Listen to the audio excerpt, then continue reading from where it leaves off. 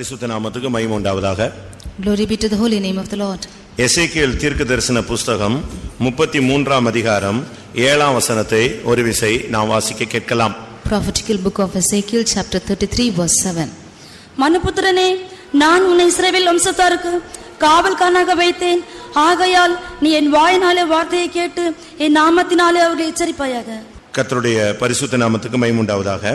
Glory be to the holy name of the Lord. எசேக்கியேல் தீர்க்கதரிசன புஸ்தகம் 33ஆம் அதிகாரம் 7ஆம் வசனத்திலே, நான் உன்னை இஸ்ரவேல் வம்சத்தாருக்கு காவற்காரனாக வைத்தேன் என்று மனுபுத்திரனை பார்த்து தெய்வம் சொல்லுகிற ஒரு வார்த்தையை நாம் இப்பொழுது வாசிக்க கேட்டோம். We heard from Ezekiel chapter 33 verse 7 that the Son of Man is saying that I have set thee a watchman unto the house of Israel. இந்த வசனத்தின் அடிப்படையிலே பார்க்கும் பொழுது நீ ஒரு காவல்காரன்.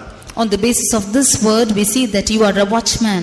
இன்றைக்கு பைபிள் ஸ்டடி நாம் ஒரு காவல்காரர்கள் என்பதை நாம் விளங்கிக் கொள்ள வேண்டியது அவசியம். In today's Bible study we should understand that we are watchmen. ஒவ்வொரு விசுவாசிகளும் ஒவ்வொரு ஊழியர்களும் ஒரு காவல்காரராக கர்த்தர் ஏற்படுத்தி வைத்திருக்கிறார். Every servant of God and the believer has been ordained by the Lord as a watchman. மனுபுத்திரனே, நான் உன்னை இஸ்ரவேல் வம்சத்தாருக்கு காவல்காரனாக வைத்தேன். O son of man, I have set thee a watchman unto the house of Israel. இது எசேக்கியேல் தீர்க்கதரிசியை பார்த்து தேவன் சொன்னதான ஒரு வார்த்தை. This is the word of God spoken by God unto Ezekiel the prophet. ஒவ்வொரு மனுபுத்திரனும் ஒவ்வொரு மனுஷனும் ஒரு காவல்காரனாக தேவனால் ஏற்படுத்தப்பட்டவர்கள். God has ordained every man and son of man as the watchman. ஒரு தகப்பன் தன்னுடைய குடும்பத்துக்கு அவன் ஒரு காவல்காரன். A father is a watchman to his house. ஒரு தாய் தன்னுடைய குடும்பத்துக்கு அவள் ஒரு காவல்காரி. A mother is a watchman to her house. இப்படி ஒவ்வொருவரும் ஒவ்வொரு பொறுப்புள்ளவர்களாக இந்த பூமியிலே இல்லாவிட்டால் குடும்பத்திலே, சமுதாயத்திலே, சபையிலே ஏற்படுத்தப்படுகிறார்கள்.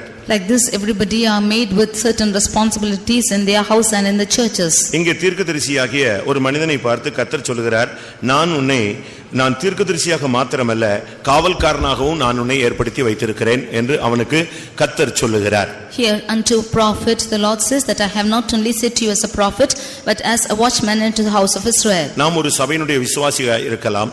We might be a believer of the church. இல்லாவிட்டால் ஒரு சபையினுடைய ஊழியக்காரராக இருக்கலாம். Or we might be the servant of a church. இல்லாவிட்டால் உலகத்திலே ஏதாவது ஒரு பொறுப்பிலே நாம் காணப்படலாம். Or we might be found in some responsibilities in the world. இல்லாவிட்டால் பொறுப்பு அற்றவர்களாக நாம் இந்த பூமியிலே பல இடங்களிலே காணப்படலாம். Or we might be found with no responsibilities too. ஆனால் என்றைக்கு ஒரு விசுவாசியாக நாம் வேதத்தை கையில் எடுக்கிறோமோ, இல்லாவிட்டால் இயேசு கிறிஸ்துவை தெய்வமாக ஏற்றுக்கொள்கிறோமோ, அன்றையிலிருந்து நாம் ஒவ்வொருவரும் காவல்காரர்கள் என்கிறதை மனதிலே பதித்துக் கொள்ள வேண்டியது அவசியம். But from the day we take the word of God in our hand, or as we are called the believers of the church, we should understand that we are the watchmen. நாம் இந்த காவல்காரனுடைய பொறுப்பை நாம் தட்டி கழிக்க முடியாது. We cannot neglect the responsibility of a watchman. அந்த காவல்காரனுடைய வேலை பத்தி உங்களுக்கு எல்லாருக்கும் தெரியும். You know the work of a watchman.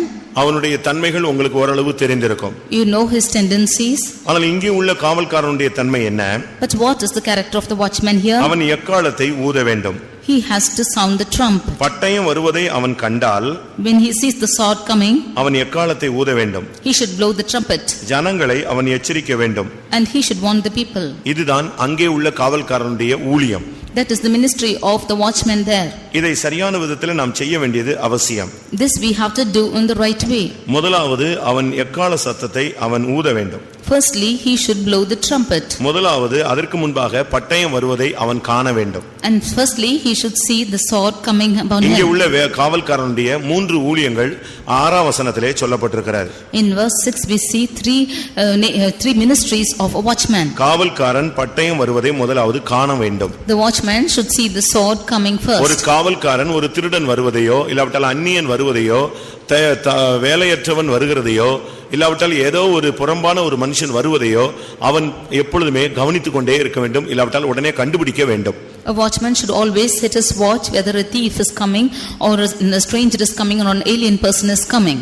வருகிறவன் யார் என்பதை முதலாவது ஊகித்துக் கொள்ள வேண்டும். He should first understand as to who is the person who is coming. அப்படியானால் முதலாவது இந்த காவல்காரனுடைய கண்கள் தெளிவாக இருக்க வேண்டியது அவசியம். If so, firstly the eyes of the watchman should be clear. பட்டயம் வருகிறதா, இல்லாவிட்டால் பிசாசு வருகிறானா, இல்லாவிட்டால் அசுத்த ஆவி வருகிறதா, இல்லாவிட்டால் அந்நியன் வருகிறானா, இதை காணக்கூடிய ஒரு தெளிவான மனக்கண், இல்லாவிட்டால் வெளியரங்கமான எழுத்தின் பிரகாரம் பிரகாரமான கண் அவனுக்கு பிரகாசமா இருக்க வேண்டியது அவசியம். He should have little eyes which are very bright to see if the enemy which is coming, to see the sword which is coming or the stranger who is coming. முதலாவது காவல்காரனுக்கு இருக்க வேண்டிய முதல் தகுதி அவன் பார்வை திறன். The first character which the watchman should have his sight. இது உலக பிரகாரமான ஒரு தன்மையை காண்பிக்கிறது. This is a worldly manner which we can see. இன்னொரு விதத்திலே பார்க்கும் பொழுது ஒரு ஆவிக்குரிய ஜீவியத்திலே காவல்காரனாக ஏற்படுத்தப்படுகிற ஒரு விசுவாசி ஒரு ஊழியனுடைய மனக்கண் இல்லாவிட்டால் ஆவிக்குரிய கண்கள் அவனுக்கு எப்பொழுதும் மிகவும் தெளிவாக இருக்க வேண்டும். In another hand we see that the spiritual mind of a servant of God or a believer should always be clear. எந்த பிசாசு வருகிறது, where is this ஒருவன் எந்த நோக்கத்தோடு தன்னோடு பேசுகிறான், who is speaking to you with what manner, ஏன் வருகிறான், why is he coming, அவன் எவ்வளவு தூரத்தில் வருகிறான், in which distance is he எவ்வளவு coming, வேகத்தில் வருகிறான், how fast he is அவனுடைய coming, நோக்கம் என்ன, what is his opinion. Radar மிஷினை பத்தி நீங்கள் கேள்விப்பட்டிருப்பீர்கள். You would have heard about radar. You would have heard about radar. ராடாரை பத்தி நீங்க கேள்விப்பட்டிருக்கீங்களா? Have you heard about radar? இது ஒரு நாட்டில எல்லா பகுதியிலும் இருக்கும். This is found in every portion. எந்த விமானம் உள்ள வந்தாலும் ஒரு குறிக்கப்பட்ட எல்லையில வந்த உடனே இதுல பதிவாகி கொண்டே இருக்கும். When an airplane is coming anywhere, it will be recorded in this place. உடனே அதை தொடர்பு கொள்வார்கள். They will immediately have their contacts. அது எவ்வளவு ஸ்பீட்ல வருதுன்னு உடனே இது சொல்லும். Immediately they'll see as to how fast they are coming. எந்த திசையில வருதுன்னு சொல்லும். In which direction it's coming. அதனுடைய வேகம் என்னன்னு சொல்லும். And it will say its speed. உடனே அவங்க தொடர்பு கொள்வாங்க. And immediately they'll have the contact. அங்க இருந்து சரியான பதில் வந்து கொண்டிருந்தால் விட்டுக்கிட்டே இருப்பாங்க. And they will always see if that reply is coming from there. அது ஒரு passenger flight ஆக இருந்தால், that if it's a passenger flight, அது குறிக்கப்பட்ட நேரத்துல வர வேண்டிய flight ஆ இருந்தா ஓகே பண்ணிடுவாங்க. If it's a flight which has to come in the normal timing, they will say it's all right. இல்லாத பட்சத்தில், if it is not so, அங்க இருந்து பதில் சிக்னல் சரியான விதத்துல கிடைக்கலனா அடுத்த 2-3 நிமிடங்கள்ல அந்த flight-ஐ மறிச்சிடுவாங்க. If they don't have the same signals in 2 or 3 minutes, then immediately they'll have an hindrance to the flight. அதையும் மீறி வந்தா சுட்டு தள்ளிடுவாங்க. And if it comes overcoming it, they will burn it up. ஒரு ராடார் மிஷினுக்கு அந்த உளவு பார்க்கக்கூடிய இல்லாவிட்டால் வரக்கூடிய ஒரு காரியத்தை கண்டு கவனித்து சொல்லக்கூடிய ஒரு சக்தி இருக்கிறது. That radar machine has the power to identify the flight which is coming. இதைத்தான் ஆவிக்குரிய ஜீவிதத்திலே பகுத்தறிவு என்று வேதம் சொல்லுகிறது. This is what the Lord says, the spirit of discerning in spiritual manner. அந்த ஆவியினாலே ஆவிகளை பகுத்தறிதல். By that spirit you will discern the spirits. ஒருத்தன் வந்து நம்மட்ட என்ன வியூல பேசுறாங்கறத அவன் மைண்ட ரீட் பண்ணணும். அதான் ஒரு ஊழியக்காரன் ஒரு விசுவாசியினுடைய speciality. The speciality of a servant of God or a believer is to read the mind of a person who is coming to speak to you. பிசாசு அவன் மூலமா பேசுறானா? Is Satan speaking to them? வஞ்சிக்கிற ஆவி அவன் மூலமா பேசுதா? Is a deceiving spirit speaking through them? சர்ப்பம் பேசுதா? Is the serpent speaking? சில நேரங்களில் மனுஷன் பேச மாட்டான், ஏதாவது சத்தம் கேட்கும். அது யாருடைய சத்தம்? Sometimes you will not hear people speaking, but a voice. Whose voice is that? இதெல்லாம் analyse பண்ணக்கூடியதுதான் Kavalkaran. Whoever is analyzing all these is a watchman. முதலாவது காண்பது. Firstly, he should see. பட்டயம் வருவதை அவன் காண வேண்டும். He should see the sword that is coming. இரண்டாவது, secondly, உடனே பட்டயம் வருகிறது என்பதை அவன் எக்காளம் ஊத வேண்டும். Immediately he should say that the sword is coming and blow the trumpet. இப்ப இந்த சுனாமி வருவதெல்லாம் கண்டுபிடிக்கிறதுக்கு மிஷின் வச்சிட்டாங்க. Now they have had the machines to discern if tsunami is coming or not. அந்த சுனாமி வருகிறது இல்லாவிட்டால் அப்படிப்பட்ட ஒரு பாதிப்பு உண்டாக போகிறது அந்த அறிகுறி அந்த அதிர்வு அலைகள் அந்த மிஷின்ல பதிவான உடனே அது எச்சரிக்க ஆரம்பிச்சிடும். When the waves are recorded in that machine that the tsunami waves are coming, it will start to encounter people. அதுவே உடனே எச்சரிக்க ஆரம்பிச்சிடும். It will immediately start to warn. Siren கொடுக்க ஆரம்பிச்சிடும். It will give its signals. அதுபோல like that.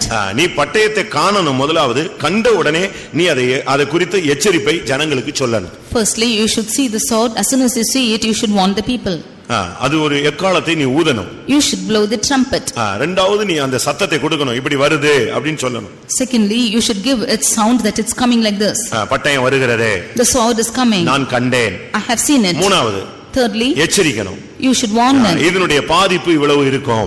That the effects will be so much. இதுதான் ஒரு காவல்காரனுடைய வேலை. This is the job of a watchman.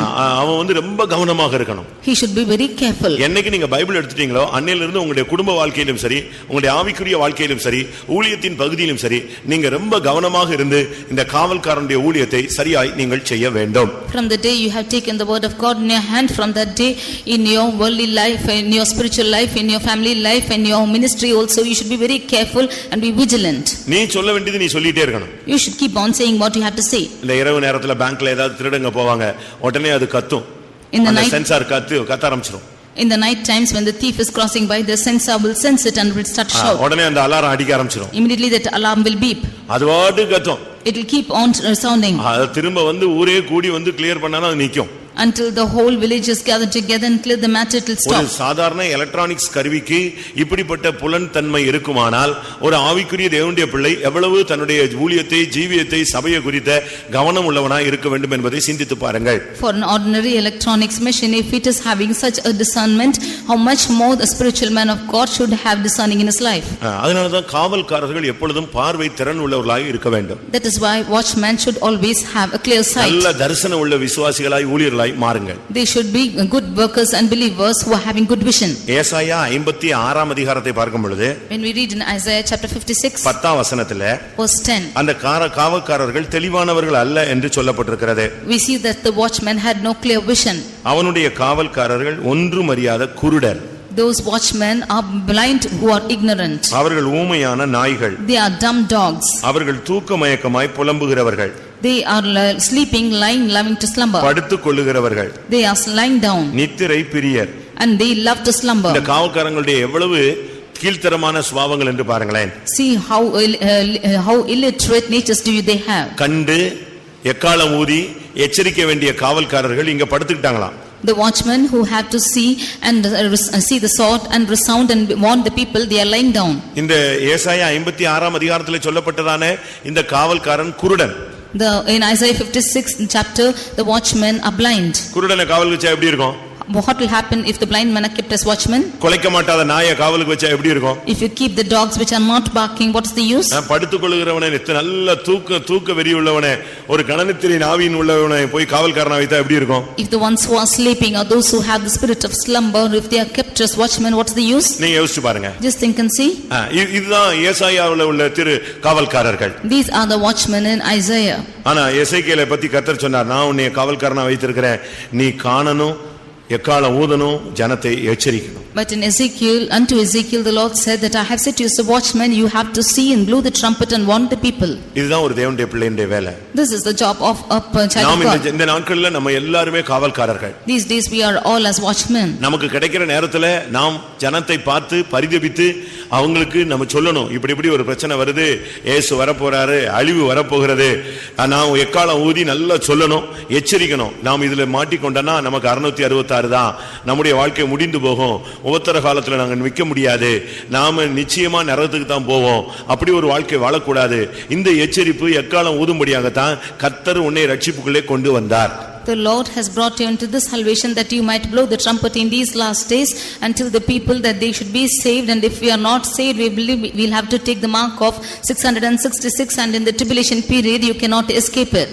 நீ ஒரு காவல்காரன் என்பதை நீ மறந்து விடவே கூடாது. You should never forget that you are a watchman. அதை நீ மறந்துட்டீனாலே முடிந்தது. When you forget it, it is over. நீ காவல்காரனான பிறகு தேவனுக்கு எதிர்த்து நிக்கவே கூடாது.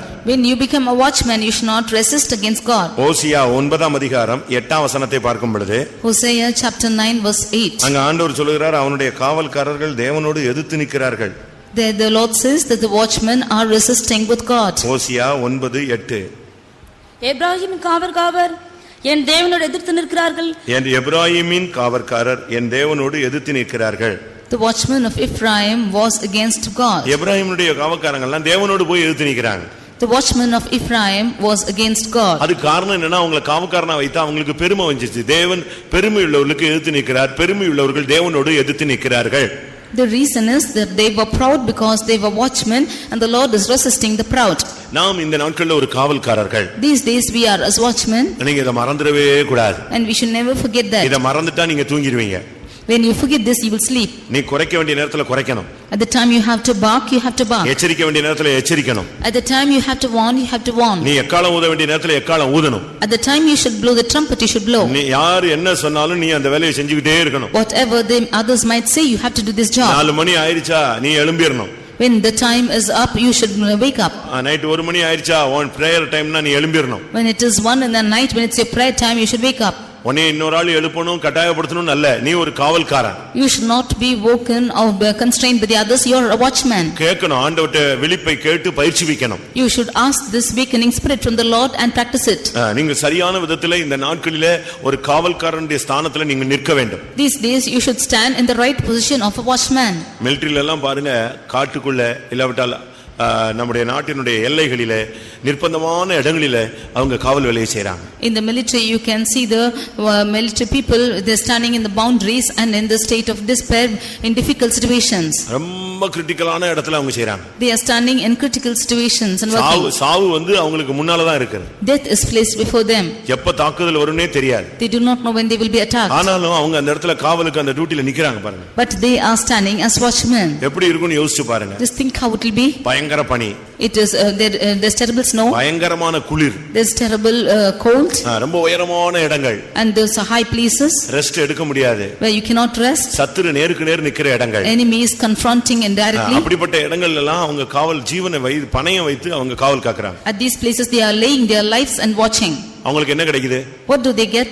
ஒரு 20000 30000 சம்பளம் கிடைக்கும். They only get 30,000 of salary. ஆனா எப்போ உயிர் போகும்னு நினைச்சியாது தெரியாது. But they don't know when their life will go. வீட மறந்துறான். They forget their house. மனைவியை மறந்துறான். Forget their wife. பிள்ளைகளை மறந்துறான். Forget their children. ஃபியூச்சரை மறந்துறான். They forget the future. இப்படி தான் அவங்க எல்லாம் தேசத்தை காக்கிறதுக்காக அப்படி தங்களை தியாகம் பண்றாங்க. That is how in order to preserve the land they are dedicating themselves. நீ ஒரு காவல்காரன். You are a watchman. காவலுக்கு வந்துட்ட பிறகு நீ எதையுமே சிந்திக்க கூடாது. After coming to watch you should not think of anything. Any time உன்னுடைய கண்கள் திறந்தே இருக்க வேண்டும். Every time your eyes should be open. பிசாசு எங்க வர்றான்? Where is Satan coming? வேடனுடைய கண்ணி எங்கே வைக்கப்பட்டிருக்கிறது? Where is the snare of the fowler kept?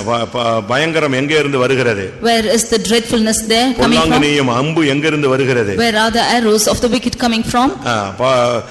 கொள்ளை நோய் எந்த பகுதியிலிருந்து வருகிறது? Where is the pestilence coming from? சங்காரத்தின் சக்தி எங்க இருந்து வருகிறது? Where is the spirit of death coming from? எங்க இருந்து செய்வனை புறப்படுகிறது? Where is witchcraft proceeding from? எங்க இருந்து இந்த ஆவி வந்து கலக்கத்தை உண்டு பண்ணுகிறது? When is the enemy wanting to உன்னுடைய கண்கள் தெளிவா இருக்கணும். Your eyes should be clear. எப்பொழுதும் ஒரு விழிப்பின் ஆவியோடு நீ நின்னுட்டே இருக்கணும். You should always stand vigilant. உடனே நீ எக்காலத்தை ஊது.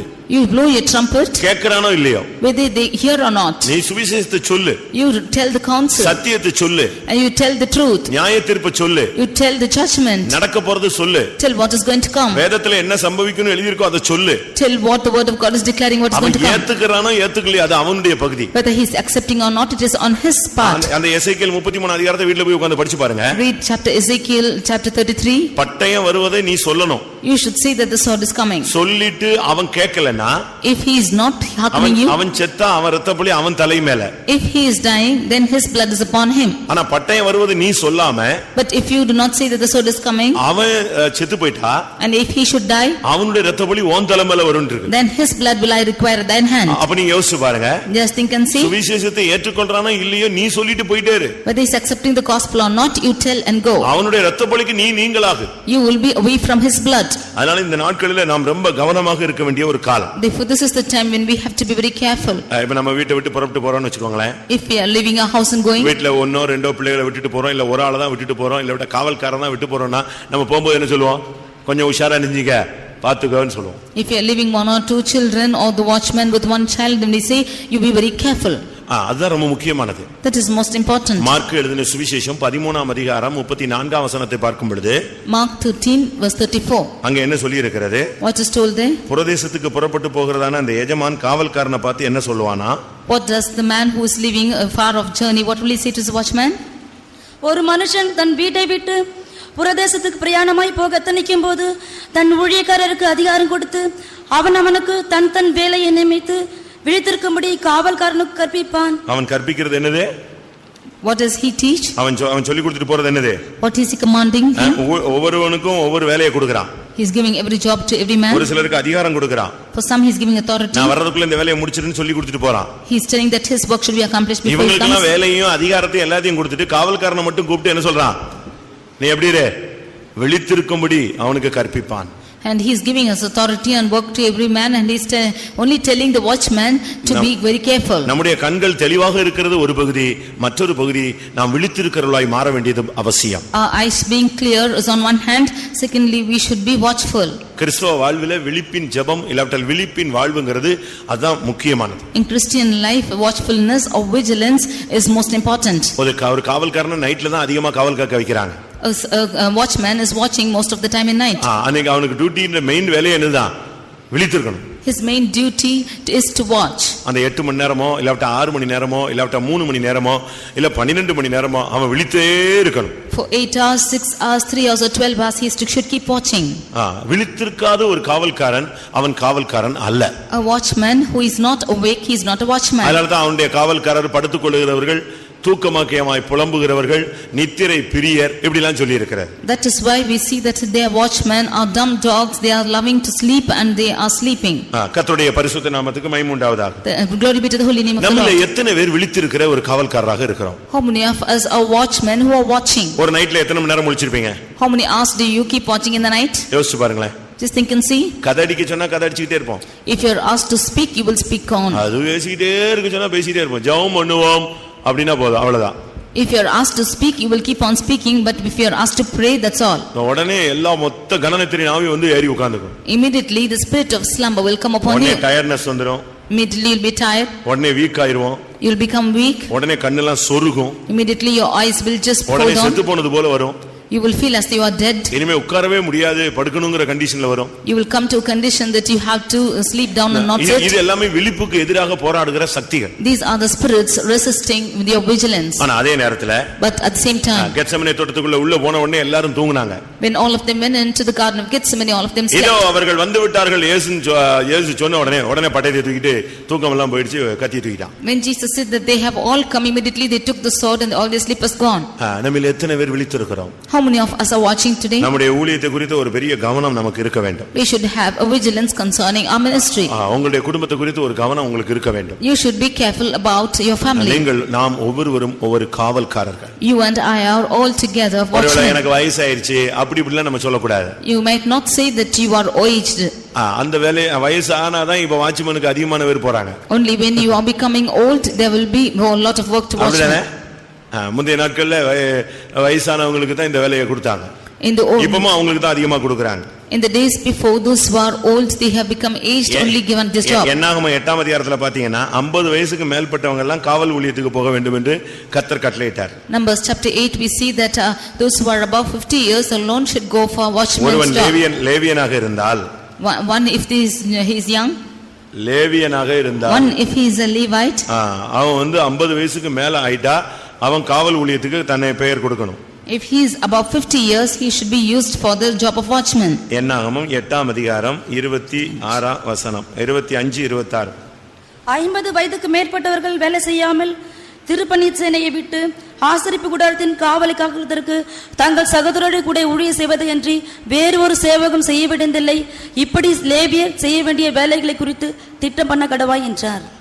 50 வயதுக்கு மேற்பட்டவர்கள் வேறு வேலையை செய்யாமல் திருப்பணி சேனையை விட்டு ஆசரிப்பு கூடாரத்தின் காவலை காக்கிறதற்கு ஊழியம் செய்வதே என்று வேறொரு சேவகம் செய்ய வேண்டியது இல்லை.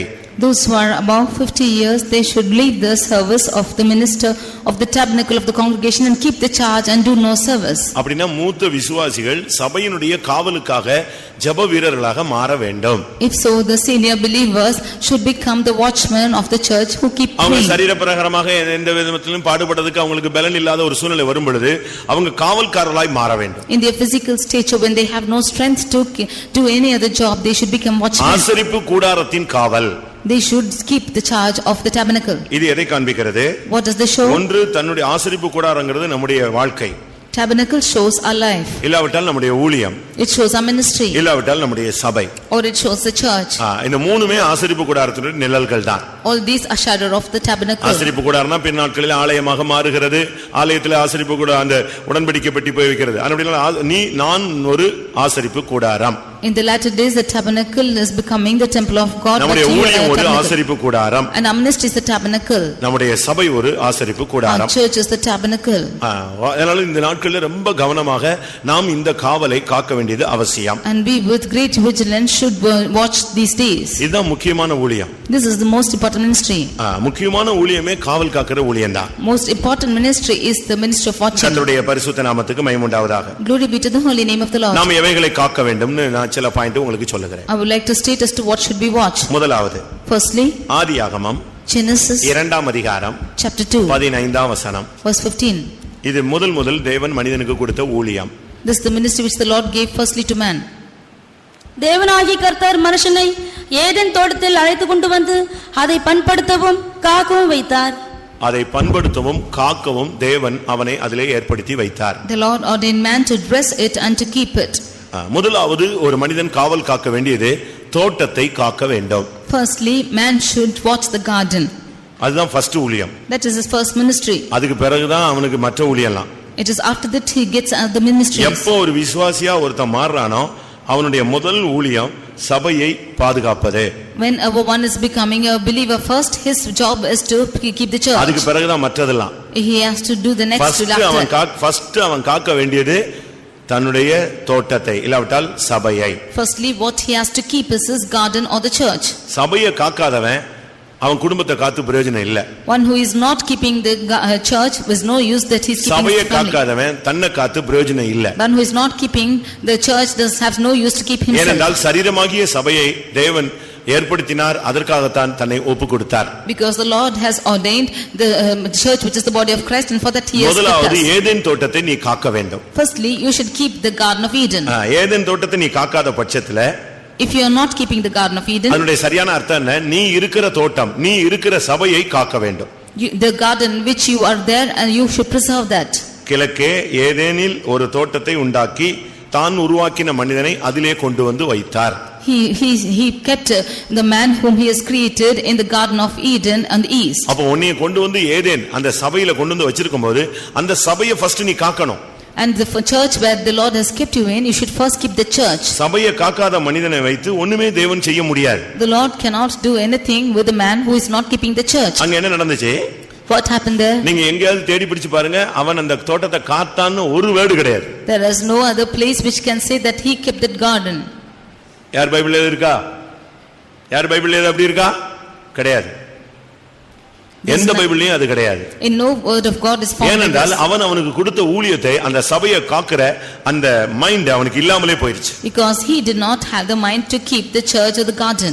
ஃபர்ஸ்ட் சபையை, நீ இருக்கிற சபையை உன்னால பாதுகாக்க சக்தி வேணும். Firstly, you should have the power to keep the garden or the church. அவன் அதை காக்காத பட்சத்துல தன்னை காக்க முடியவில்லை. If he is not keeping the church, he cannot keep himself. தன்னை காக்காத பட்சத்துல தேவனோடு இருக்கும் ஐக்கியத்தை பாதுகாக்க முடியவில்லை. If he does not keep himself, then he cannot keep anything else. தேவனோடு உள்ள ஐக்கியத்தை பாதுகாக்க முடியாத பட்சத்துல தேவனுடைய தோட்டத்தில் இருக்கும் தன்மையை காக்க முடியவில்லை. If he is not having the fellowship with God, then he cannot be in that garden which God has kept. இப்படியே அவன் தேவனுடைய தோட்டத்தை விட்டு சபையை விட்டு வெளியே போய் விடுகிறான். Like this, he is going out of the garden of God or the church of God. முதலாவது நீ சபையை குறித்த ஒரு மைண்ட் இருக்கணும். Firstly, you should have the mind about this church. நீ சபையை அலட்சியம் பண்ணிட்டு நீ பரலோகம் போக முடியாது. If you despise the church, you cannot go to heaven. சபையை அற்பமா எண்ணி விட்டு நீ பரலோகத்துக்கு போக முடியாது. Counting, belittling the church, you cannot go to heaven. நான் எதற்கு இதை சொல்லுகிறேன்? What do I say this? ஆதியாகமம் 1ஆம் அதிகாரம் 1ஆம் வசனத்தின்படி, Genesis 1st chapter verse 1. ஆதியிலே தேவன் வானத்தையும் பூமியையும் சிருஷ்டித்தார். In the beginning, God created the heaven and the earth. அப்படிதானே இருக்கு?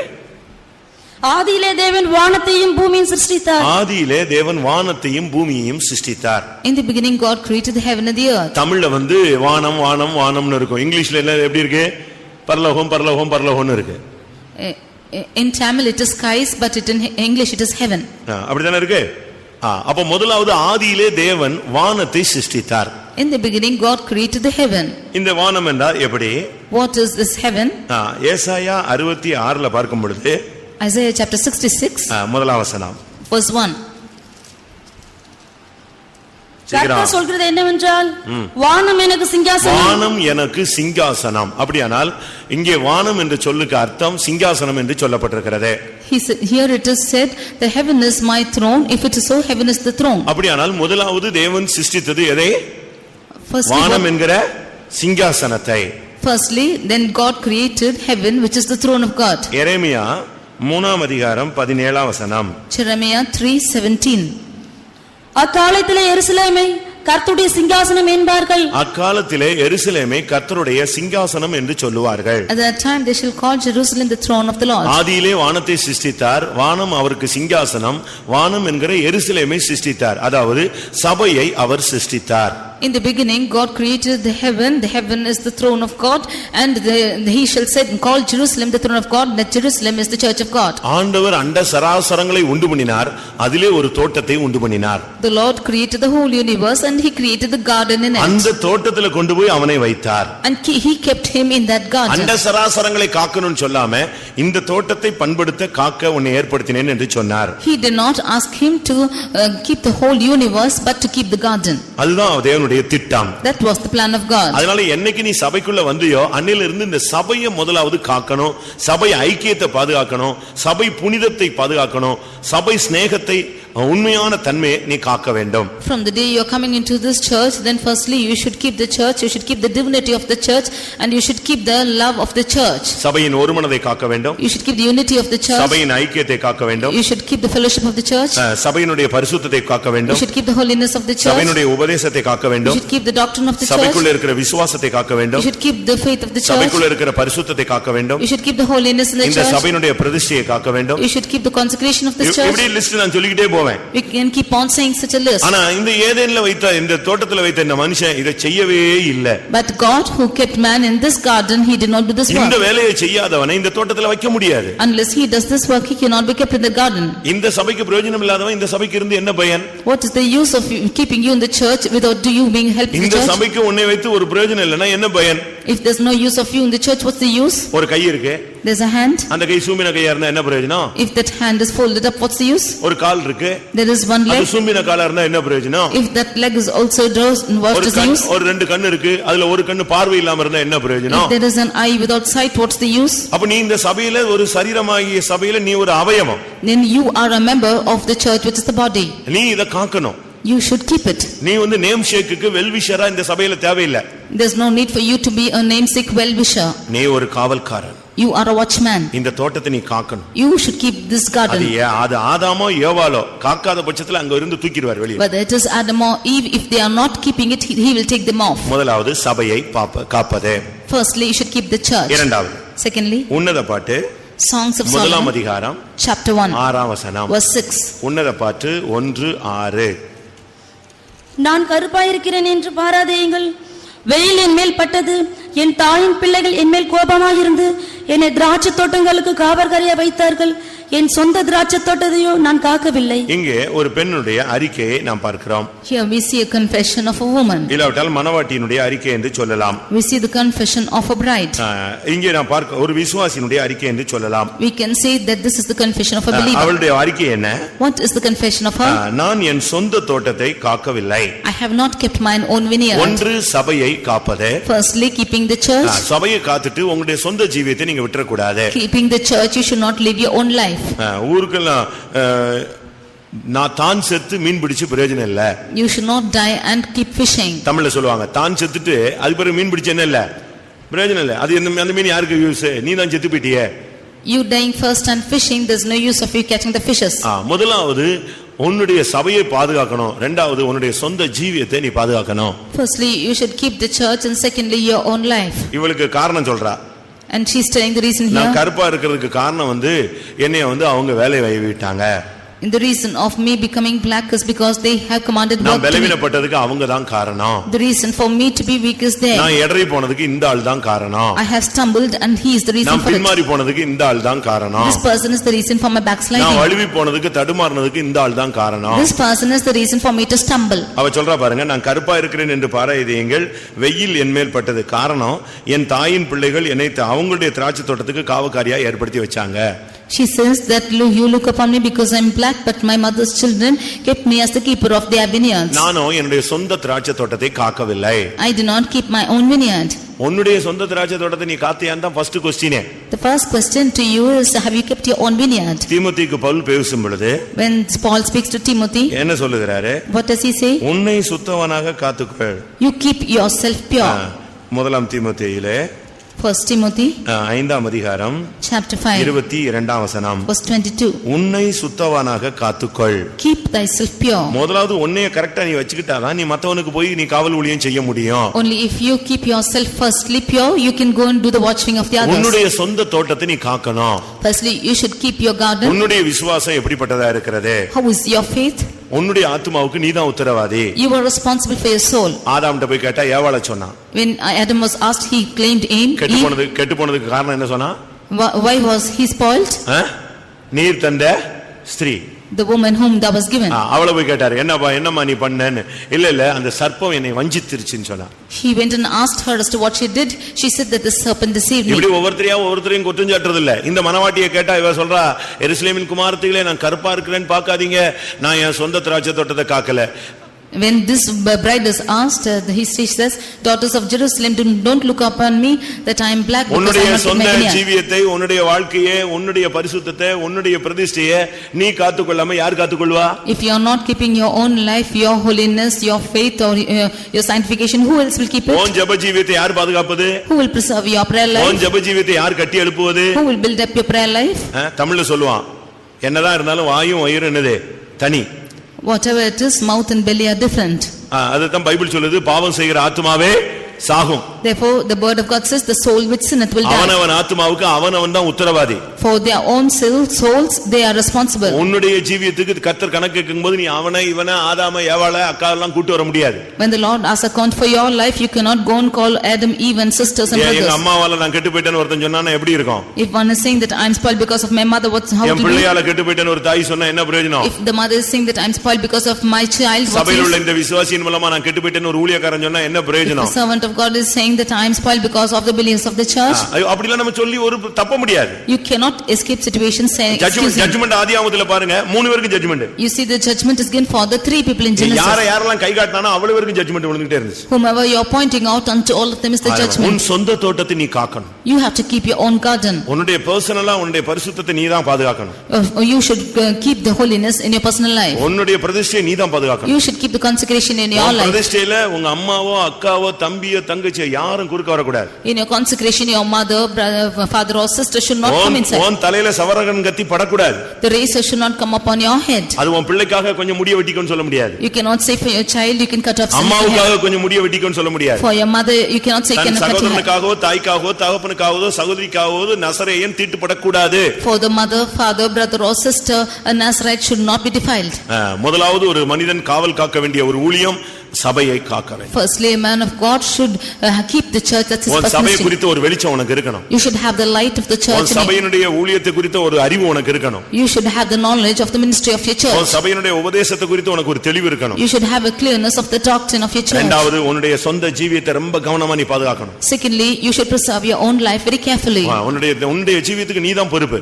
You are responsible for your life. நீ நியாயத்தீர்ப்புல போய் அவன் இவன்லாம் கை காட்டவே முடியாது. You cannot go to judgment and point out this person and that person. உன்னை நிப்பாட்டுவார், அந்த வெளிச்சத்தை நிப்பாட்டுவார். He will keep you in the light, in his light. மூன்றாவதாக Thirdly, ஆதியாகமம் Genesis 4ஆம் அதிகாரம் chapter 4 9ஆம் வசனம். verse 9. ஆதியாகமம் 4:9. கர்த்தர் காயினை நோக்கி, உன் சகோதரனாகி ஆபேல் எங்கே என்றார்.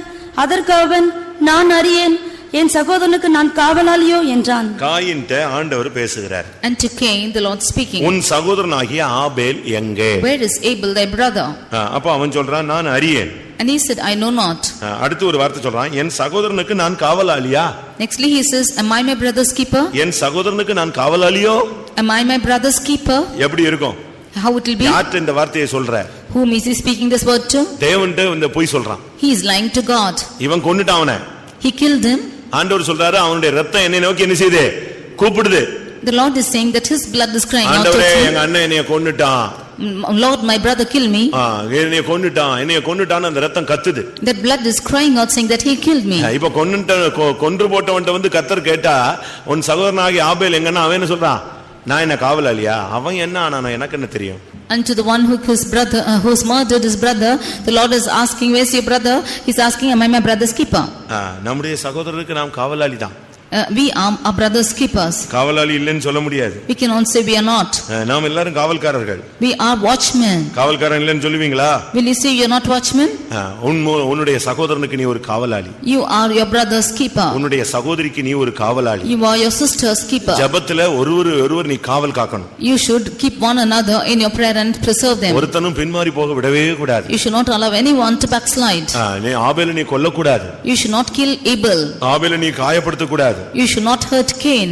உன்னோடு கூட அபிஷேகம் பண்ணப்பட்டவர்களை நீ காயப்படுத்த கூடாது. You should not hurt the ones who are anointed with you. அப்னேரை பார்த்து சவுல் கேக்குறான். Looking unto Abner, தாவீது அப்னேரை பார்த்து கேக்குறான். Looking unto Abner, David is asking. ஏன்னா இவன் போகும்பொழுது அப்னேர் நல்லா தூங்கிட்டான். Because when he went, Abner slept. அபிசாயும் தாவீதும் நேர உள்ளே போயிட்டாங்க, பாளையத்துக்குள்ளே போயிட்டாங்க. Abisai and David went straight inside into the cave. அங்க போனா சவுல் தூங்கிட்டு இருக்கான். There Saul was sleeping. எப்படி இருக்கும்? How it was? இவன் நேர போய் அங்க இருந்து செம்பு கும்பெல்லாம் தூக்கிட்டு வந்துட்டான். He went in and took the vessel and came out. எப்படி இருக்கும்? Just see how it is. அவன் சொல்றான், இங்க பாரு நீ எப்படி என்ன நீங்க காவல் காக்குறீங்கங்கறான். He is asking us to what you are watching. எடுத்தவங்க வாசிங்க. அங்கே 1 சாமுவேல் நான் பார்க்கும் பொழுது in 1 Samuel அப்னேரும் சவுலும் தாவீதை விரட்டி வந்துகிட்டே இருக்காங்க. Abner and Saul came chasing after David. எல்லாரும் அவனை நெருக்கி வந்தாச்சு. They all came close together. ஆனா அவனை கொல்றதுக்கு தாவீதுக்கு நல்ல ஒரு வாய்ப்பு கிடைச்சது. And David found a good chance to kill them. ரொம்ப கிட்ட போய்ட்டான். And he went close to them. அப்ப அபிசாய் சொல்றான். And then Abisai said, நான் அவனை கொன்றட்டுமா? Shall I help you? இவனை கொன்றட்டா? Will I kill him? எந்த அதிகாரம்? 1 சாமுவேல் 26:8-9. அப்பொழுது அபிசாய் தாவீதை பார்த்து, இன்று தேவனுடைய சத்துருவை உம்முடைய கையில் ஒப்புக்கொடுத்தார். இப்போதும் நான் அவனை ஈட்டியினால் 2 குத்தாக குத்தாமல் ஒரே குத்தாக நிலத்தில். அபிசாய் கேக்குறான், நான் ஒரே குத்தா குத்திரட்டுமான்னு கேக்குறான். And Abishai asked, can I smite him once? அப்போ அவன் சொல்றான், அப்படிலாம் நீ செய்ய கூடாது. He said, you cannot do this. அடுத்து 1 சாமுவேல் 26ல நீங்க பார்க்கும் பொழுது in 1 Samuel chapter 26 16ஆம் வசனம் verse 16. இல்ல சாரி 15 16 வாசிங்க. அப்பொழுது தாவீது அப்னேரை நோக்கி, நீர் வீரன் அல்லவா? இஸ்ரவேலை நமக்கு சரியானவன் யார்? பின்ன நீர் உம்முடைய ஆண்டவனாகிய ராஜாவை காக்காமற் போனதென்ன? எப்படி கேக்குறான் பாத்தீங்களா? நீ வீரன் அல்லவா? உனக்கு சரியானவன் யாருமே கிடையாது, பின்ன ஆண்டவனை காப்பாற்றாம நீ என்ன ஊழியம் செய்றேன்னு கேக்குறான். He asked, thou art a valiant man, and there's no one like thee in Israel. How is that you did not keep the Lord the king? அடுத்த வசனத்தை சொல்றான், உங்கள் ஆண்டவனை அபிஷேகம் பண்ணப்பட்ட உங்கள் ஆண்டவனை நீங்கள் காக்காமற் போடபடினால் நீங்கள் எல்லாரும் மரணத்துக்கு பாத்திரவான்கள். And the next verse he says, because you have not kept the Lord who the king, you are all worthy to die. Abner அப்படியே வெட்கப்பட்டு அமைதி ஆயிட்டான். Abner was ashamed and became silent. ஒரு வார்த்தை கூட பேசல, அப்படியே வாயை மூடிட்டான். He did not speak a word. ஏன்னா அப்னேர் வந்து பயங்கரமான ஆளு. Because Abner was a fierce person. அப்னேரை பீட் பண்ணவே முடியாது. There's nobody to beat Abner. ரொம்ப அசால்ட்டா ஜெயிச்சிருவான். He will easily overcome. அப்படிப்பட்ட ஒரு ஆளு. He is such a person. ஆனா அன்னைக்கு சூழ்நிலையில அவன் நின்னுட்டான், தூங்கிட்டான். But in that situation he slept. அந்த நேரத்துல சவுலுக்கு மரணம் வந்திருந்தா என்ன ஆயிருக்கும்? If Saul should have met his death. அவன் சொல்றான், அபிஷேகம் பண்ணப்பட்டவனை நீ காக்கவில்லை. You did not keep the anointed. அதனால நீ மரணத்துக்கு பாத்திரன். Therefore you are worthy to die. ஒருவேளை உங்களுடைய சகோதரர்கள் உலக பிரகாரமாக ரட்சிக்கப்படாதவர்களா இருந்தால் அது ஒருவேளை மன்னிக்கப்படலாம். ஆனா அபிஷேகம் பண்ணப்பட்ட இந்த சபைக்குள்ள வந்த ஒரு சகோதரனையாவது சகோதரியாவது நீ ஜெபத்துல பாதுகாக்கணும். If it is a worldly person in this world, if you are not preserving them, then you will be forgiven. But for a child who has come into this church who is anointed, if you are not preserving, then it will be upon you. இந்த விஷயத்துல ரொம்ப கவனமாக இருக்க வேண்டிய காலம். You should be very careful in this matter. உங்கள் நிமித்தம் ஒருவனும் சேதமடைய கூடாது. Because of you, nobody should be offended. உங்கள் நிமித்தம் ஒருவனும் காயப்பட கூடாது. Nobody should be hurt because of you. ஒருவனும் பின்மாறி போக கூடாது. Nobody should backslide because of you. ஆபேலை கொன்னுட்டு ஒண்ணும் தெரியாத மாதிரி நீ வாயை தொடச்சிட்டு வந்து உட்கார்ந்தா கர்த்தர் விட்டுருவாரா? If you should kill Abel and if you are wiping your mouth and sitting, will the Lord leave you? ஒண்ணுமே தெரியாத மாதிரி சொல்றான், நான் என்ன ஆண்டவரே அவனுக்கு காவலாளியோ? He is asking the Lord, am I my brother's keeper? ஏன் ஆபேல் எங்கே? Where is Abel? கேக்குறாரு, ஆண்டவர் கேக்குறாரு, ஆபேல் எங்கே? The Lord is asking, where is Abel? நீ என்ன சொல்லுவ? What will you say? அவன் பின்மாறி போய்ட்டான்னு சொல்லுவியா? Will you say he is backslidden? பின்மாற வச்சது யாரு? Who made him backslide? இடற வைத்தது யாரு? Who made him to stumble? அவனை தள்ளி விட்டது யாரு? Who made him to fall down? அதெல்லாம் கர்த்தர்ட்ட நீ தான் கணக்கு கொடுக்கணும். And you should account to God. மூணாவது நீ காக்க வேண்டியது உன்னுடைய சகோதர ஸ்நேகம். Thirdly, you should preserve your brotherly love. சகோதர ஸ்நேகம். You should preserve your brotherly love. அது உங்களில் நிலைத்திருக்க கடவது. Let that be abiding in you. அபிஷேகம் பண்ணப்பட்டவர்களுக்கு நீ ஒரு காவலாளி. You are a keeper for your anointed. அபிஷேகம் பெற்ற ஜனங்களுக்கு ஒருவர் நம்ம பாதுகாத்துக்கிட்டே இருக்கணும். We should keep the ones who are anointed. உன்னத பாட்டு 5ஆம் அதிகாரம் Songs of Solomon chapter 5 7ஆம் வசனத்தை பார்க்கும் பொழுது verse 7. அலங்கத்தின் காவல்காரர் நகரத்தின் காவல்காரர். நகரத்தில் தெரிகிற காவலாளர் என்னை கண்டு என்னை அடித்து என்னை காயப்படுத்தினார்கள். அலங்கத்தின் காவற்காரர் என் மேல் இருந்து என் போர்வை எடுத்துக் கொண்டார்கள். இங்கே ரெண்டு விதமான காவலர்களை சொல்லி இருக்கிறார். Here we see two kinds of watchmen. இரவு நேரத்துல அவங்க நகரத்துல திரிகிற காவலர்காரர். These are the watchmen who are roaming about the streets in the night. அடுத்து அலங்கத்தின் காவல்காரர்கள். And secondly, they are keepers of the walls. ரெண்டு கூட்டம் இங்கே சொல்லி இருக்கிறார். There are two groups of people sent ஒன்று here. மொபைல், அதுவாது சுத்திட்டே இருப்பாங்க. ஏதாவது நடக்குதா, ஏதாவது பிரச்சனையா, இவங்க நகரத்துல சுத்தி அந்த எதிரான சக்திகளை அடிச்சு நொறுக்கி தகர்த்து கொண்டே போவார்கள். One are the watchmen who keep roaming about and to destroy the enemies who are found in the way. அடுத்து அலங்கத்தின் காவல்காரர்கள். And secondly, the keepers of the walls. அலங்கம் என்பது மதிலை காண்பிக்கிறது. What does the wall show? மதில் என்பது ரட்சிப்பை காண்பிக்கிறது. Walls show the salvation. ஏசாயா 26:1 பார்க்கலாம். Isaiah 26:1. ஏசாயா 60 நீங்கள் இதை பார்க்கலாம். In Isaiah chapter 60 we can see this. இதுல எல்லாம் ரட்சிப்பு மதில் என்று நீங்கள் பார்க்கலாம். We see that these walls are a salvation. 60ஆம் அதிகாரம் 18ஆம் வசனத்திலே உன் மதில்களை ரட்சிப்பு என்று சொல்லுவாய். Isaiah 60 verse 18 she will say that the walls are salvation. ஏசாயா 26:1 ரட்சிப்பையே அதற்கு மதிலும் அரணுமாக அவர் ஏற்படுத்துவார். In Isaiah 26:1 we can see that he will ordain the walls as salvation. நம்முடைய ரட்சிப்பை பாதுகாக்க வேண்டும். And we should preserve the salvation. பிசாசு பயங்கரமா போராடுவான். Satan will strive hard. வாழ்க்கையில பயங்கரமான போராட்டங்கள் வரும். There will be hard trials in your life. ஆனா இதுல நம்ம ரட்சிப்பை நம்ம இழந்து போறவே கூடாது. But in the midst of all this we should not fail with our salvation. நம்முடைய ரட்சிப்பை ரொம்ப கவனமா பாதுகாத்துக்கிட்டே இருக்கணும். We should carefully preserve this salvation. எவ்வளவு பெரிதான ரட்சிப்பை குறித்து நாம் கவலையற்று இருப்போமானால் வரும் தண்டனைக்கு எப்படி தப்பித்துக் கொள்வோம்? If we are careless about such a great salvation, how can we escape the judgment to come? ஒரு தேவனுடைய பிள்ளை என்று சொல்லுகிறவன் எப்பொழுதுமே நம்முடைய ரட்சிப்பில ரொம்ப கவனமாக இருக்கணும். A child of God, he should be very careful in his salvation. நம்முடைய ஆவிக்குரிய அந்த அபிஷேகம், அந்த வெளிப்படுத்தல், அந்த நிச்சயம், அந்த ஆண்டவர் நமக்கு கொடுத்த அழைப்பு, இந்த ஆரம்பத்தில் இந்த ரட்சிப்பின் அனுபவங்களை அப்படியே நீங்க பொக்கிஷம் போல வைத்து பாதுகாக்கணும். The spiritual anointing, the salvation, the anointing which he has given in the beginning, you should keep this salvation with you. உங்களுடைய ரட்சிப்பை நீங்க பாதுகாத்துக் கொள்கிறீர்களா? Have you preserved this salvation? 141ஆம் சங்கீதம் Psalm 141 3ஆம் வசனம். verse 3. 141ஆம் சங்கீதம் 3ஆம் வசனம். கர்த்தாவே என் வாய்க்கு காவல் வையும், என் உதடுகளின் வாசலை காத்துக்கொள்ளும். இங்கே அவன் ஆண்டவர்ட்ட கேக்குறான், நீங்க இதுல காவல் வைங்க ஆண்டவரேன்னு கேக்குறான். Here he is asking the Lord to keep a door. அது என்ன காவல்? What is this keeping? வாய்க்கு காவல். He is sitting and watched his mouth. ஒரு விசுவாசி ஆன பின்பு, ஒரு ஊழியக்காரன் ஆன பின்பு வார்த்தைகள் ரொம்ப கேர்ஃபுல்லா வெளியே வரணும். After you become a servant of God and a believer, your words should be very careful. ஒரு அவிசுவாசியா இருக்கும்போது பேசுறது கணக்குல வராது. When what you are speaking when you were an unbeliever will not come into account. இன்னும் புதிய விசுவாசியா வந்து ஒரு maturity வராத பட்சத்துல அவங்க பேசுற வார்த்தைகள் கணக்குல என்ன செய்யாது, வராது. You being a new believer, when you don't have this experience of salvation, ஒரு சின்ன words is not on ஒரு சின்ன account. குழந்தை எல்லாரையும் நீ வா போன்னு பேசு.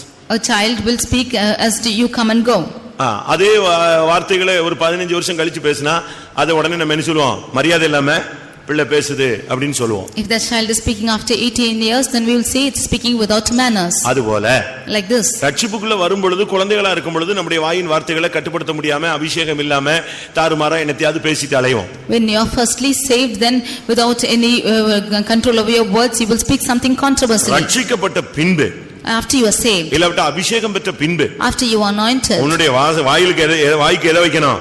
காவல் வைக்கணும். You should set a watch to your mouth. நீ தான் காவல் காக்கணும். You are the watchman. வாயை இன்னொருத்த வந்து பூட்டி வைக்க முடியும். வாய் மூடுன்னு சொல்லுவாங்க.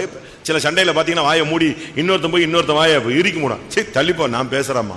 Some of them in their quarrels, the other person will go and shut the other's mouth and you will ask them to get out. உங்க வாய்க்கு உங்களால காவல் வைக்க முடியுதா? Are you able to set a watch to your mouth? வாயை control பண்ண முடியுதான்னு சொல்லுங்க. Are you able to control your mouth? யோபுனுடைய சிநேகிதர்கள் 3 பேர் போனாங்க. There were 3 friends of Job. அதுல ஒரு வாலிப பையனும் 4வது ஆளா போனான். Of which one young man also went along with them. அவன் சும்மா தான் இருந்தான். He was very silent. ஆனா டைம் ஆக ஆக இவனுக்கு கண்ட்ரோலே போயிடுச்சு. But as the time was on, he lost his control. ஒரு லிமிட்ல சொல்றான்.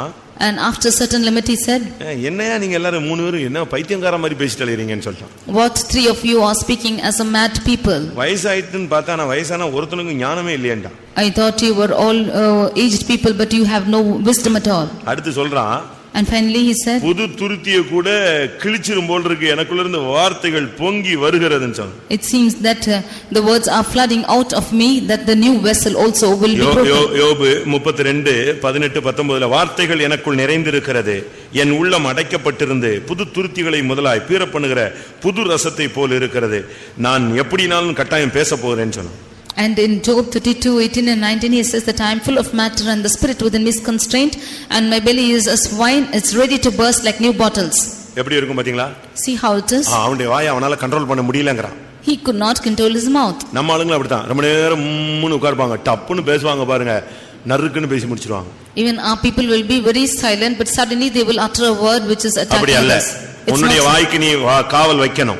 You should set a watch for your mouth. தாவீது சொல்கிறான், என் வாய் மீறாதபடி நான் தீர்மானம் பண்ணினேன். And David says that my mouth will not transgress, I have determined. அப்படி தீர்மானம் யாராவது எடுத்து வச்சிருக்கீங்களா? Have anybody made such decisions? என்னுடைய வாய் மீறாதபடி நான் தீர்மானம் பண்ணினேன். I have made a determination that I will not get over with my lips. உன்னுடைய வாய் மீறாத அளவுல நீ ஒரு தீர்மானம். சங்கீதம் 17:3 பார்க்கும் பொழுது In Psalm 17:3 அங்க என்ன எழுதி இருக்கிறது? what is written there? தாவீது தீர்மானம் எடுத்துட்டான். He is making a decision. நீர் என் இருதயத்தை பரிசோதித்து ராகாலத்தில் அதை விசாரித்து என்னை புடமிட்டு பார்த்தும் ஒன்றும் காணாதிருக்கிறீர், என் வாய் மீறாதபடிக்கு தீர்மானம் பண்ணினேன். அதான் அவன் தீர்மானம் பண்ணிட்டான், இனிமே நான் வாயை திறந்து பேச மாட்டேன். He made a decision that he will not transgress his தவறா mouth. பேச மாட்டேன். I will not speak anything falsely. தவறான வார்த்தைகள் பேச மாட்டேன். I will not speak erroneous words. விசுவாசத்துக்கு மாறா பேச மாட்டேன். I will not speak anything against faith. பரிசுத்தத்துக்கு மாறா பேச மாட்டேன். I will not speak against holiness. பிரதிஷ்டைக்கு மாறா பேச மாட்டேன். I will not speak against consecration. சத்தியத்துக்கு மாறாய் பேச I மாட்டேன். will not speak against truth. உபதேசத்துக்கு மாறாய் பேச I will மாட்டேன். not speak against doctrine. எவ்வளவு தெளிவா ஒரு முடிவு பாருங்க. See what a clear decision. முதலாவது உன் சபையை காக்கணும். Firstly, you should keep your church. சொந்த ஜீவியத்தை காக்கணும். You should keep your own life. அபிஷேகம் பண்ணப்பட்ட உன் சகோதரனை சகோதரியை நீ காக்க வேண்டும். You should keep your anointed brother or அடுத்து sister. உன்னுடைய சொந்த ரட்சிப்பின் ஜீவியத்தை நீ காக்க வேண்டும். You should preserve the life of salvation. அடுத்து உன் வாயை நீ காவல் வைத்து உன்னுடைய வார்த்தைகளை கவனித்து நீ வெளியே விடணும். Nextly, you should keep your mouth and should preserve your words. அடுத்ததாக Nextly, என்னாகமம் 3ஆம் அதிகாரம் Numbers chapter 3 38ஆம் வசனம். verse 38. என்னாகமம் 3ஆம் அதிகாரம் 38ஆம் வசனம். ஆசரிப்பு கூடாரமாகிய வாசஸ்தலத்துக்கு முன்பாக சூரியன் உதிக்கும் கீழ்ப்புறத்திலே மோசேயும் ஆரோனும் அவன் குமாரரும் கூடாரங்களை போட்டு இறங்கி இஸ்ரவேல் புத்திரரின் காவலுக்கு பதிலாக பரிசுத்த ஸ்தலத்தை காக்க வேண்டும். பரிசுத்த ஸ்தலத்தை காக்க வேண்டும். He should keep their charge of the sanctuary. இதுதான் அங்க தேவன் தெளிவாக சொன்ன ஒரு வார்த்தை. This is the clear word which the Lord has spoken. ஒரு ஆவிக்குரிய தேவனுடைய பிள்ளை A spiritual man of God பரிசுத்த ஸ்தலத்தை காக்க வேண்டும். should keep the charge of the sanctuary. அத சரியா அவன் காவல் காக்க வேண்டும். He should rightly keep this charge. மோசேக்கும் ஆரோனுக்கும் அவனுடைய பிள்ளைகளுக்கும் தேவன் கொடுத்த கட்டளை பரிசுத்த ஸ்தலத்தை காப்பதே. The Lord has given the command to Moses and his sons to keep the charge of the sanctuary. ஒரு ஆவிக்குரிய தேவனுடைய பிள்ளை என்று சொல்லுகிறவன் தன்னுடைய பரிசுத்தத்தை தனியா அழகாக பாதுகாக்கணும். ஏன்னா பரிசுத்தம் இல்லாமல் ஒருவனும் தேவனுடைய முகத்தை தரிசிப்பது இல்லை. A spiritual man of God should individually keep this holiness, because without holiness no man shall see the Lord. உன்னுடைய வழியை நீ காவல், நாகும் 2ஆம் அதிகாரத்திலே In Nahum chapter 2 உன் வழியை காவல் பண்ணு. you keep your ways. உன்னுடைய வழி என்ன? What is your ways? வழி என்ன? ஏசாயா 35:8 படி Isaiah chapter 35 verse 8.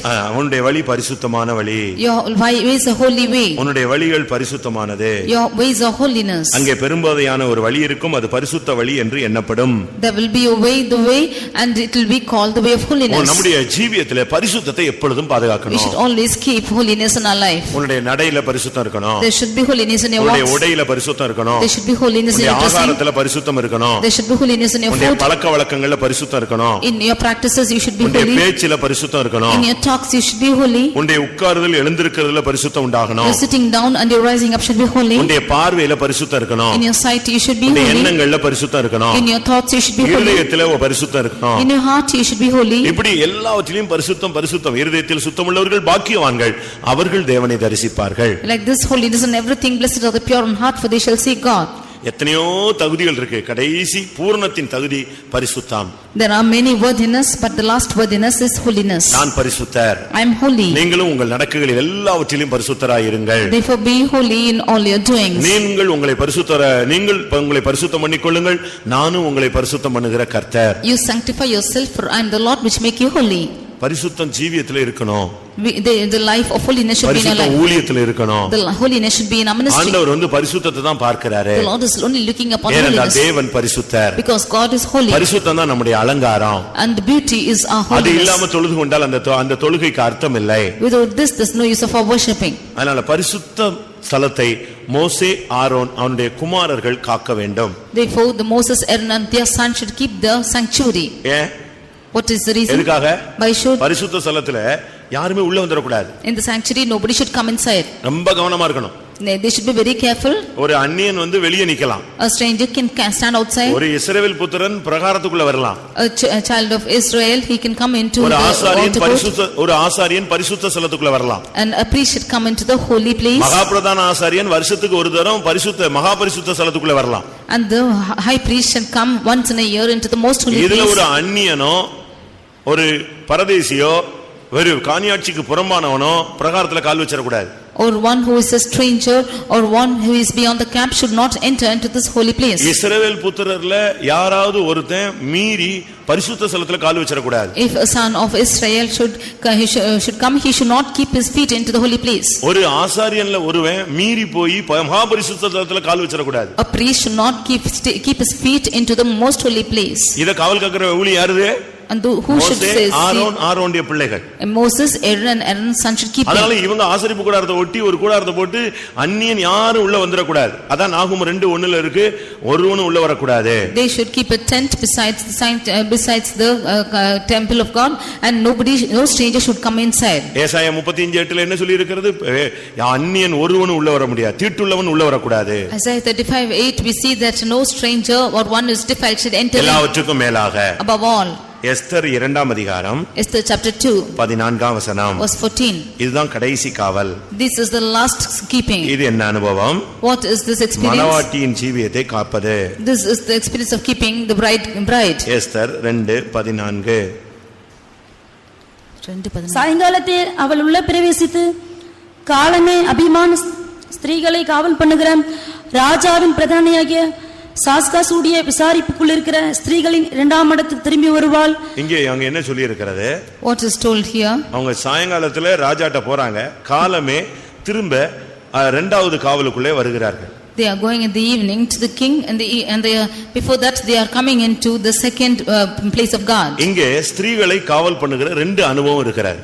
There are 2 experiences of keeping the women here. நீங்க ஒரு 2 நிமிஷம் நல்லா கவனிங்க. You listen carefully for 2 minutes. இது மணவாட்டியின் ஜீவியத்தை அனுபவத்தை காப்பது. This is preserving the experience of a bride. முதலாவது மணவாட்டி சபைக்குள் வருவது. Firstly coming into the church, which is the bride. இரண்டாவது மணவாட்டியின் அனுபவத்துக்குள்ள வந்து தங்களை காப்பது. Secondly coming into the experience of the bride and keeping themselves. நான் ஒரு 2 நிமிஷம் விளக்கி சொல்றேன். I tell you for 2 minutes. Esther 2ஆம் அதிகாரம் In Esther chapter 2 8ஆம் வசனத்துல verse 8 வேதம் சொல்லுகிறது எல்லா கன்னிப்பெண்களையும் கொண்டு வந்து ஏகாயின் வசத்தில் ஒப்பு கொடுப்பது. And the word of God says that all the young virgins are brought and kept in the custody of Hegai. எல்லாரும் அந்த தேசத்துல இருக்கிற ரூபவதி சௌந்தரியம் உள்ளவங்க அழகானவங்க எல்லாம் தெரிந்தெடுத்து கொண்டு வந்து ஏகா என்கிறதான ஒரு பிரதானியின் வசத்துல இல்லாவிட்டால் அன்னகனின் வசத்தில் அவள் கொடுக்கப்படுகிறாள். All the beautiful and fair virgins of that land were brought and kept into the custody of Hegai, who was a eunuch. ஏகாய் Hegai. அவன் ஒரு அன்னகன். He was an eunuch. அவன் தான் ஃபுல்லா எல்லா பெண்களையும் ஃபர்ஸ்ட் கண்ட்ரோல் எடுத்துக் கொள்வது. He only firstly takes the control of all virgins. தேசத்திலிருந்து ராஜஸ்திரிகளாக மாறும்படியாக தெரிந்தெடுக்கப்பட்ட பெண்கள் எல்லாரும் வந்து அவன்கிட்ட தான் கண்ட்ரோல்ல வர்றாங்க. All the virgins of the land who were wanted to become the bride should become under his control. இவன் தான் இவங்களுக்கு எல்லா விதத்திலையும் உதவி செய்றான். He was only helping them in all aspects. சுத்திகரிப்புக்கு வெள்ளை போளம் கொடுப்பது, for purification giving them சுகந்த வர்க்கம் கொடுப்பது, and giving them sweet spices, ஜோடிப்புக்கு தேவையான எல்லாவற்றையும் கொடுப்பது, and giving them everything for their purification. 12 மாசத்துக்கு என்னென்ன சுத்திகரிப்போ எல்லா சுத்திகரிப்பும் அவன் தான் நடத்துவது. And every purifications for 12 months he is only conducting. எல்லாமே தாதிமார்கள் கொடுப்பது, ஜோடிக்க வைக்கிறது, அவங்களுக்கு என்னென்ன பராமரிப்பு இருக்கோ இது full control இவன் தான். Everything giving for the maidens and to adorn them, everything is in his control. இது ஃபுல்லா அவனுடைய control. Everything is under his control. இந்த வேலை முடிஞ்ச பிறகு after this work is over, அடுத்த ஸ்டெப்புக்குள்ள போறாங்க. The next step is going to இங்க ராஜாவினிடத்துல போறாங்க. They going to the king. இப்படி ஜோடிக்கப்பட்ட பெண் ராஜாவினிடத்தில் பிரவேசிப்பாள். After she is adorned, she will enter into the அங்க king. ராஜாவின் அரண்மனைக்கு போன பின்பு And after going into the king's palace, அவள் உள்ளே பிரவேசித்து காலையில வெளியே வருவா. she will go inside in the morning and come out. காலையில வரும்பொழுது அவளுக்கு பேர் என்ன தெரியுமா? And what is the reason for coming outside in the morning? Selected ஆளுங்களுக்கு பேரு அபிமான ஸ்திரீகள். 14ஆம் வசனம் 2ஆம் அதிகாரம் 14ஆம் வசனத்துல காலமே அபிமான ஸ்திரீகளை காவல் பண்ணுகிற ராஜாவின் பிரதானி. In verse 2nd chapter verse 16 we see 14 verse 14 we see that the guard who is taking care of the women who is coming out. அபிமான ஸ்திரீகள், அதாவது இந்த உள்ள போனதான பெண்கள் எல்லாம் ஒவ்வொரு டைம் முடிஞ்ச உடனே வெளியே வந்துகிட்டே இருப்பாங்க. ராஜா பார்த்து கிளியர் பண்ணிட்டு வெளியே அனுப்பிட்டு அதுல எதை செலக்ட் அதுல முக்கியமானவங்களுக்கு எல்லாம் அபிமான ஸ்திரீகள். These women, they were called as concubines who came out. இது அடுத்த ஆள் கண்ட்ரோல்ல போய் நிக்குது. And they are going into the control of the others. இது சாஸ்காஸுடைய கண்ட்ரோல்ல போகுது. And it is going into the control of Shaskas. அதுல செலக்ட் ஆகி வர்ற பெண் தான் எங்க போறா? ராஜஸ்திரியாக மாறுகிறார். Only the one who is selected of them are becoming the bride. இது எதை காண்பிக்கிறது? What does this show? ஒரு தேவனுடைய பிள்ளை சபைக்குள்ள மனவாட்டி சபைக்குள்ள வந்தால் மட்டும் போதாது, மனவாட்டியாய் மாற வேண்டும். A child of God, it is not sufficient that she is coming into the bride of into the church of God. ஒன்று மனவாட்டி சபைக்குள் வருவது. Firstly, coming into the church of the மனவாட்டியுடைய தன்மையை பெறுவது. Nextly, attaining the characters of the bride. மனவாட்டியாய் தன்னை காத்துக்கொள்வது. And preserving themselves as the bride. ஏகாயின் சொன்னா Hegai means அது அன்னகன். he is an eunuch. இன்னொரு பகுதியில போற்றத்தக்கவன் என்ற அர்த்தம். Another meaning is he should be praised. சாஸ்காஸ்னா அழகின் ஊழியன் அர்த்தம். Shaskas means he is the minister of beauty. அந்த அழகுக்கு ஊழியம் செய்கிறவன். He is ministering to the மனவாட்டிக்கு ஊழியம் செய்கிறவன். He is ministering to the bride. அதுதான் முக்கியம். That is most important. உண்மையான அழகு எது? What is the true beauty? சீயோன் தான். It is Zion. சீயோன் சர்வ பூமியின் மகிழ்ச்சியும் பூரண வடிவும் உள்ள சீயோன். பூரண வடிவுங்கிறது தமிழ்ல வடிவுன்னா என்னவோ வடிவு அப்படின்னு சொன்னதுன்னா வார்த்தைகள் சரியில்லை. இங்கிலீஷ்ல அது பூரண வடிவுன்னா பூரண அழகு. Zion is perfect in beauty and it is the joy of the whole earth. தமிழ்ல பழைய வார்த்தைக்கு அழகுக்கு பேரு வடிவுன்னு அர்த்தம். In Tamil for beauty. இலங்கையில எல்லாரும் சொல்லுவாங்க ரொம்ப வடிவா இருக்கு அப்படிமா. அப்படின்னு என்ன அர்த்தம்? ரொம்ப அழகா இருக்கு. இலங்கை தமிழ்ல வடிவுன்னா அழகு. In Tamil it is called as beauty. In the term is இந்த அழகுக்கு சியோனுக்கு ஊழியம் செய்யக்கூடியவர்கள் தான் சாஸ்காஸ். Those who are ministering to Zion is Shaskas. நம்முடைய ஊழியத்தினுடைய அன்னக ஊழியத்தினுடைய பிரதான நோக்கமே ஒரு பெண்ணை மனவாட்டியா ஒரு விசுவாசியை மனவாட்டியாய் மாற்றுவது. A prominent importance of our ministry is to change a believer as a bride of Christ. அப்படினால இந்த உபதேசத்தின் மூலமாய் இந்த சத்தியத்தின் மூலமாய் இந்த அப்போஸ்தல ஐக்கியத்தின் மூலமாய் உங்களுக்குள்ள கொஞ்சம் கொஞ்சமாக மெருகூற்றப்பட்டு ஒரு உள்ளான பூரண மகிமையுள்ள ஒரு மனவாட்டி உருவாக்கப்படும். நீங்கள் அதையும் கடைசி வரை வருகை மட்டும் காத்துக்கொள்ள வேண்டும். Through the truth, through the doctrine and through the word of God, we are slowly this bride is being formed in you, and you should preserve it until the coming of Christ. மனுபுத்திரனே, நீ ஒரு காவல்காரன். Son of man, you are a watchman. விசுவாசிகளே, ஊழியக்காரர்களே, நாம் ஒவ்வொருவரும் காவல்காரர்கள். Dear believers and servants of God, we are all watchmen. அதனால நீங்க யாரோ போல நீங்க போயிராதீங்க. Therefore you cannot think of somebody else. ஒரு காவல்காரராக சபையில கொண்டு வந்து வைத்திருக்கிறார். The Lord has kept us as watchmen in the church. உன்னுடைய முக்கிய ஊழியமே ஊழியத்தை காப்பதுதான். Your main ministry is to preserve this church. உன்னுடைய கண்கள் தெளிவாக இருக்கட்டும். Let your eyes be clear. எக்காலம் ஊது. You blow your trumpets. சத்தியத்தை சொல்லு. You tell the truth. சத்தியத்துக்கு கீழ்ப்படியாவிட்டால் என்ன நியாயத்தீர்ப்பு நீ எச்சரி. You resound as to what is the judgment if they are not obeying to the truth. விழித்திரு. You be watchful. விழித்திருக்க கற்றுக்கொள். You learn to be watching. இந்த மார்க்கத்துல வந்த பின்பு நீ குருடனாயிராதே. After coming into this religion, you should not be blind. சபையை காப்பாயாக. You should keep the church. சொந்த ஜீவியத்தை காப்பாயாக. Keep your own life. உன்னுடைய சகோதர சகோதரிகளை காப்பாயாக. Keep your brothers and sisters. உன்னுடைய ரட்சிப்பை காத்துக்கொள்வாயாக. Keep your salvation. உன்னுடைய வாயின் வார்த்தைகளை காத்துக்கொள்வாயாக. Keep the words of your mouth. வார்த்தைகளை ரொம்ப கவனமா பேசுங்க. You speak very carefully. நீ பேசுற வார்த்தை யாரும் கேட்கல, நாலு சுவர் தான் கேக்குதுன்னு கேட்காத. செட்டைகள் உள்ளது அதை கொண்டு போய் சேர்க்கும். Don't think that four walls only hearkening to your words, but that which is having பரிசுத்த ஜீவியத்தை காத்துக்கொள்ளுங்கள். You should preserve the sanctuary. எல்லாவற்றுக்கும் மேலாக மனவாட்டி ஜீவியத்தை காத்துக்கொள்ளுங்கள். Above all, preserving the life of the bride. எல்லாரும் கண்களை மூடுவோம். Let's all close our eyes. கர்த்தர் இந்த காவல் ஊழியத்தை அந்த ஆதாமுக்கு கொடுத்தார். The Lord has given this nature of preserving into அவனோ Adam. அந்த ஊழியத்தை அசட்டை பண்ணி விட்டான். But he was slackful concerning அதிலே it. அவன் கவனத்தை செலுத்தவில்லை. He did not be watchful over it. அவன் வேறு காரியத்திலே கவனத்தை செலுத்தி விட்டான். He paid his attention in something else. அவன் தன்னை காக்க முடியாமல் போய்விட்டது. He could not preserve himself. தோட்டத்தை காக்காத மனுஷன் தன்னை காக்க முடியாது. He who does not keep the garden cannot keep ஊழியத்தையும் himself. சபையையும் ஊழியத்தையும் காத்துக்கொள்ளாத மனுஷன் தன்னை காத்துக்கொள்ள இயலாது. Those who are not able to keep the church and the ministry cannot preserve himself. எல்லாரும் கண்களை மூடுவோம். Let us all close our eyes. ஒரு சில நிமிடங்கள் நம்மை தாழ்த்துவோம். For a few minutes let us humble ourselves. கர்த்தாவே, இனிமேல் நான் ஒரு காவல்காரன் என்பதை உணர்ந்து விட்டேன். இனிமேல் என்னுடைய ஜீவியத்திலே ஊழியத்திலே எப்பொழுதும் நான் காவல்காரியாய் நான் செயல்படுவேன். Lord, I have understood that I am a watchman hereafter in my ministry and my life I will work as a watchman. உன்னுடைய மதிப்பு மரியாதை ஈகோவுக்காக உன்னுடைய காவல்கார ஊழியத்தை விட்டு விடாதே. For your respect and your manners you should not leave the job of a watchman. உன்னுடைய பலவீனம், உன்னுடைய சோர்வு, உன்னுடைய அதேரியத்தின் நிமித்தம் உன்னுடைய காவல் ஊழியத்தை விட்டு விடாதே. Because of your weakness or your distressment you should not leave the job of a watchman. உன்னுடைய சபைக்கு நீ ஒரு காவலாளன். You are a watchman to your church. உன்னுடைய ஜீவியத்துக்கு நீ ஒரு For Kavalkaran. your life you are a watchman. உன்னுடைய வாய்க்கு நீ ஒரு காவல்காரன். You are a watchman to your mouth. உன்னுடைய சகோதரனுக்கு நீ ஒரு For Kavalkaran. your brother you are a watchman. உன்னுடைய ஜீவியத்தை பரிசுத்தத்திலே காத்துக்கொள்ள வேண்டும். You should preserve the holiness in your life. உனக்குள்ள ஒரு மனவாட்டி ஜீவியத்தை கர்த்தர் உருவாக்கி The வைத்திருக்கிறார். Lord has prepared a life of bride in you. கிறிஸ்து வருமட்டும் அதை காத்துக்கொள்வாயா. Until Christ comes you preserve எல்லாரும் கண்களை yourself. மூடி, கர்த்தாவே, அந்த காவல்காரனுக்குள்ள அந்த கிருபை, அபிஷேகம், வல்லமை, பெலன், விழிப்பின் ஆவியை எனக்கு தாரும் என்று கேட்கலாம். Let us close our eyes and ask for the vigilant spirit that the Lord might give in the spirit of கர்த்தர் நமக்கு watchman. உதவி செய்வாராக. May the Lord help us. எல்லாரும் கண்களை மூடி முழங்கால் படியிடுவோம். ஆமென். ஹalleluya. நேரத்தை வீணாக்க கூடாது. ஒரு செகண்ட் தான். அதை நீ பயன்படுத்தணும். ஹalleluya. கர்த்தர் ஒரு கிருபை தருவார். காவல்காரனுடைய கிருபை, அபிஷேகம். ஆமென். உன் கண்களை தெளிவாக்க போகிறார். உன்னுடைய தரிசனத்தை புதுப்பிக்க போகிறார். உனக்கு ஒரு விழிப்பின் ஆவியை தரப்போகிறார். ஹalleluya. உன்னுடைய முழங்காலை கர்த்தர் பலப்படுத்த போகிறார். ஹalleluya. உன் சத்தத்தை உயர்த்து. சத்தியத்தை சொல்லு.